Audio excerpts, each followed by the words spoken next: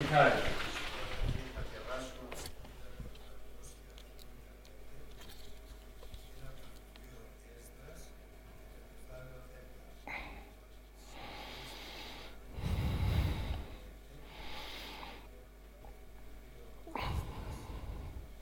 allons lire de l'Ancien Testament, le livre Esdras.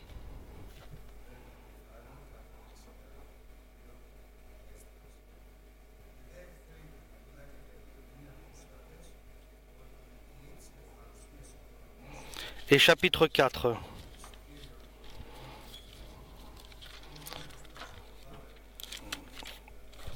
Chapitre 4, le livre d'Esdras, l'Ancien Testament. Les gens du pays ennemis des Juifs de Juda et de Benjamin apprirent que ceux-ci, depuis leur retour d'exil, reconstruisaient un temple pour le Seigneur, le Dieu d'Israël. Ils vinrent trouver Zorobabel et les chefs de famille et leur dirent: « Nous désirons vous aider à construire ce temple. En effet, nous adorons le même Dieu que vous, et nous lui offrons des sacrifices depuis que le roi d'Assyrie, Assar-Adon, nous a déportés ici. » Mais Zorobabel, Yeshua et les autres chefs de famille israélites leur répondirent: « Il ne convient pas que vous aidiez à construire un temple pour notre Dieu. Nous seuls devons le faire, car ce sera le temple du Seigneur, le Dieu d'Israël.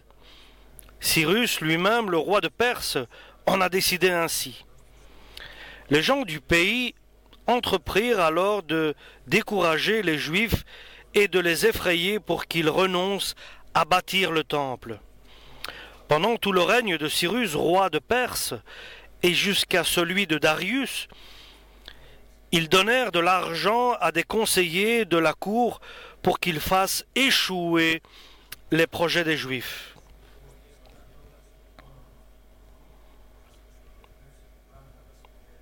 Au début du règne du roi Xerxès, les ennemis des Juifs lui envoyèrent une lettre formulant des accusations contre les habitants de Jérusalem et du district de Juda. Amen pour la parole du Seigneur. Toute l'écriture est inspirée de Dieu. Elle est pour l'éducation, pour l'initiation, pour nous préparer à faire la volonté de Dieu. Et selon que nous lisons l'Ancien Testament, par l'Esprit Saint, Dieu nous donne un enseignement que nous avons besoin. Aujourd'hui, avec la grâce de Dieu, nous avons lu le livre d'Esdras, où il est décrit, d'une part, l'exil et la captivité du peuple d'Israël, et nous faisons la comparaison avec l'Église de Jésus-Christ, qui est la colonne et la vérité. Et dans le livre d'Esdras, nous discernons le péché du peuple d'Israël, du peuple de Dieu, qui a changé la gloire du Dieu et a choisi une idolâtrie, et ils se sont mis à adorer des statues, ils sont devenus idolâtres, et Dieu est amour et il aime son peuple. Et Dieu a permis les Chaldéens de capturer et de mettre en exil le peuple d'Israël sur la terre des Chaldéens. Et Dieu avait prophétisé par Jérémie le prophète que 70 ans va durer l'épreuve. Ce n'est pas une punition, mais c'était une épreuve pour que le peuple revienne sur le droit chemin. Et 70 ans sont passés, et la 70e année, Dieu va agir d'une manière merveilleuse et prodigieuse. Il y aura un roi qui va s'appeler Cyrus, dont lequel Dieu va intervenir dans son cœur, et ce roi Cyrus va lire l'Ancien Testament, les livres saints, et après la chute des Babyloniens, les Perses et les Mèdes sont devenus ceux qui gouvernaient l'Empire, et Cyrus a envoyé une lettre pour que le peuple d'Israël reconstruise le temple de Jérusalem. Après le retour, donc le peuple, après les 70 ans, ils sont revenus à Jérusalem pour reconstruire le temple. Et nous savons que Dieu est amour, il est esprit, et il désire que ceux qui le vénèrent, qui l'adorent, qu'ils le fassent en vérité, avec sincérité et avec leur esprit. L'adoration de Dieu et la vénération de Dieu se fait avec vérité, avec sincérité et avec l'esprit que nous avons en nous. Et cela ne se fait pas par des adorations d'images ou des statues. Et deuxièmement, nous devons être dans la vérité de Dieu. Et la Bible décrit les limites, le cadre dans lequel nous devons nous mouvoir, être actifs. Et l'homme de Dieu, le peuple de Dieu, par la parole de Dieu, il connaît la volonté qui plaît à Dieu, qu'il faut accomplir, l'oméga, l'alpha et l'oméga, le début et la fin. Et en dehors de ces limites-là, il n'y a pas de présence de Dieu. C'est dans le cadre que Dieu a placé, a déterminé. C'est là que nous devons bouger, agir, intervenir. Comme ici, par exemple, ici, à l'intérieur, il fait clair. Nous avons des lumières. À l'extérieur, si il y a la nuit, ce sera sombre. Il y a des limites.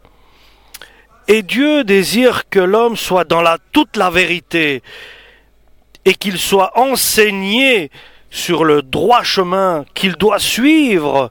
Il doit orienter l'homme sur les pas de Jésus-Christ et de rappeler à l'homme les paroles de Dieu.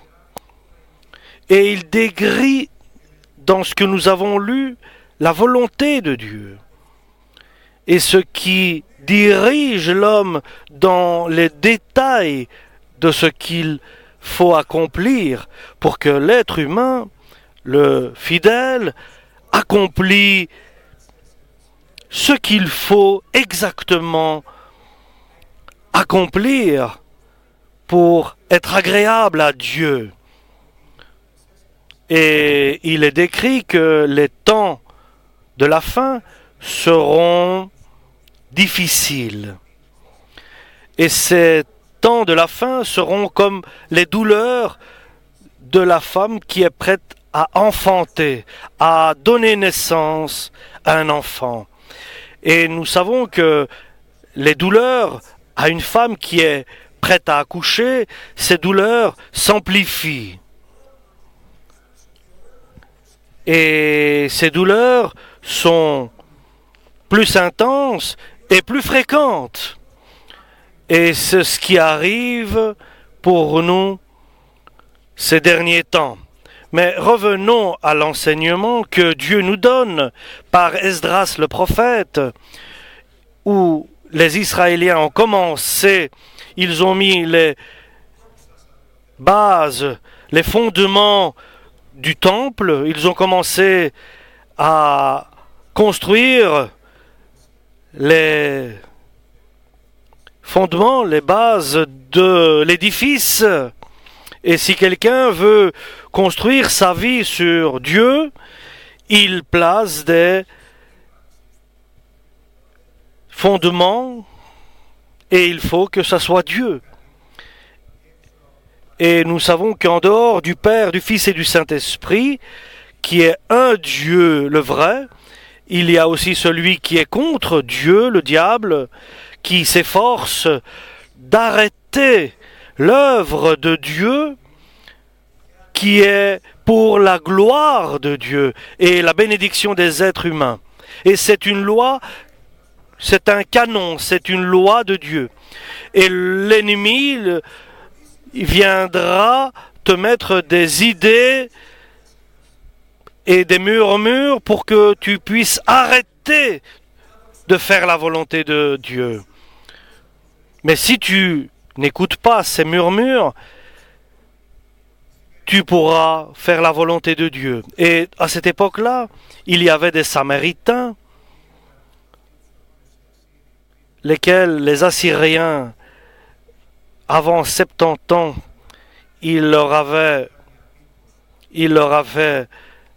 engloutis dans leur peuple. Ils étaient unis et ceux-là sont restés là et ils étaient près du peuple d'Israël et ils craignaient Dieu. Mais Dieu ne veut pas le mélange de la vérité avec le mensonge, le mélange, l'union de l'injustice et de la justice. Il veut la pureté et la sanctification, et il présente la sanctification comme de l'or, et c'est le feu qui purifie l'or et qui le rend pur.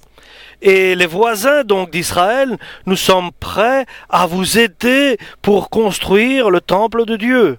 Et je vous rappelle, ceux qui adorent Dieu et vénèrent Dieu, ils désirent qu'il soit fait en vérité et avec leur esprit. Et eux veulent que la vérité se déteint, que la vérité faiblit et qu'elle change. Et les Israéliens refusent que leurs voisins les aident pour reconstruire le temple de Dieu. Et la parole de Dieu nous dit, ne vous unissez pas, ne faites pas d'union avec ceux qui sont sans foi, qui n'ont pas la foi en Dieu. Ne vous associez pas avec ceux qui sont incrédules et qui ne croient pas en Dieu. Et Dieu désire que nous soyons dans la foi et que nous acceptions ses paroles et que nous adorions Dieu avec esprit et vérité, sincérité. Donc le peuple d'Israël, 536 avant Jésus-Christ, lorsqu'ils sont revenus de l'exil et de l'invitation et la proposition des voisins pour que ensemble ils construisent le temple de Dieu, les Israéliens ont refusé. Et cela a plu à Dieu. Et lorsque le peuple de Dieu reste dans la vérité, lorsque l'enfant de Dieu reste dans la vérité, mais ils n'ont pas fait la deuxième chose. Ils ont décidé, en restant dans la vérité, de continuer seuls et ils n'ont pas réussi. Qu'est-ce qu'ils ont oublié? C'est la force du Saint-Esprit. Ils ont omis d'inviter le Saint-Esprit pour la construction du temple de Dieu. Et lorsque ils n'ont pas la vérité entre leurs mains, ceux qui étaient contre ce temple ont insisté et l'œuvre s'est arrêtée. La construction du temple s'est arrêtée. Et plus tard, Dieu a continué à se présenter avec les prophètes, comme Zacharie. Et 16 ans sont passés après le début de la construction, et la construction n'avançait pas. Et sans la force du Saint-Esprit, le peuple de Dieu est tombé, s'est affaibli et s'occupe de choses futiles, vaines, sans importance. Et la mission de l'homme, ce n'est pas de faire des choses vaines, inutiles, qui n'ont pas d'importance. Et ce n'est pas le but du chrétien de faire des choses inutiles. D'abord, c'est demander le royaume de Dieu. Voilà le but du chrétien. Recherchez d'abord le royaume de Dieu et tout le reste vous sera ajouté. Et ils ont perdu la bienveillance de Dieu, donc les Israéliens. Après 16 ans, le prophète Haggé et le prophète Zacharie, ils ont prophétisé. Ne voyez-vous pas votre direction, votre parcours, et vous ne demandez pas la voix du Saint-Esprit en restant dans la vérité. Et le résultat est que vous avez semé beaucoup et vous avez ramassé peu. Vous mangez, vous n'êtes pas rassasié. Vous buvez et vous n'êtes pas rassasié, désaltéré. Vous n'étanchez pas votre soif, car vous n'avez pas la bienveillance de Dieu. Vous n'avez pas la main de Dieu n'est pas avec vous. Seulement avec la parole de Dieu, mais sans le Saint-Esprit, cela ne fonctionne pas. Après 16 ans, l'Esprit Saint donne un ordre aux prophètes et ils ont prophétisé. Et la construction a recommencé. Et cela se fait par les mêmes personnes, avec les mêmes forces. Mais la différence est grande. Oui, avec la vérité, mais maintenant avec la force du Saint-Esprit. En 4 ans, le temple de Dieu a été construit, a été terminé. La gloire de la maison, de la dernière maison, sera plus grande que la première maison de Dieu.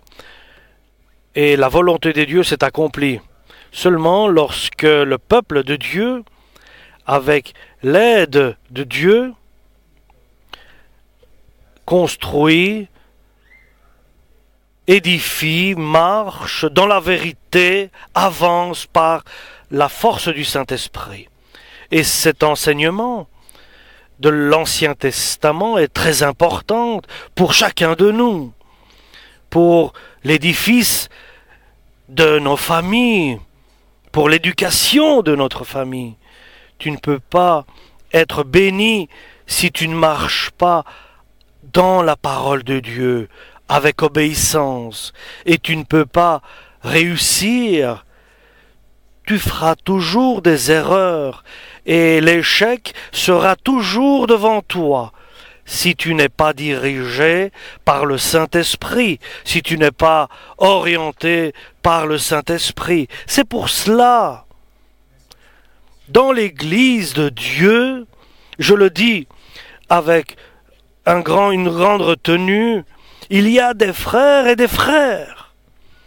Il y a des frères qui vraiment, tu vois la grâce de Dieu, la gloire de Dieu, et tout ce qu'ils font, ils réussissent, parce qu'ils avancent dans la gloire de Dieu, dans la vérité de Dieu, et ils recherchent sans arrêt les instructions du Saint-Esprit. Et les résultats sont grands et terribles. Et Dieu fait de grandes choses, des prodiges. Et si l'homme, et ça c'est le grand problème, si l'homme s'endort dans les soucis de la vie, du monde, parce qu'il y a des soucis, il y a des problèmes, et tout cela apporte des angoisses et des soucis aux personnes. Comme résultat, l'aide de Dieu n'est pas avec eux. Et il est certain, parce qu'il est écrit, et l'écriture ne peut pas être changée, parce que Dieu a juré par serment, je te bénirai, je vais élever, grandir ta postérité. Seulement, il faut de la patience pour accomplir la volonté de Dieu, lequel est dans la parole de Dieu, et elle va se révéler à l'homme. Par la parole de Dieu naît et dirige l'être humain. Donc nous avons besoin de patience pour faire la volonté de Dieu et de bénéficier dans notre vie les promesses de Dieu qui dit « Je te bénirai et je grandirai ta postérité ». Amen pour la parole du Seigneur.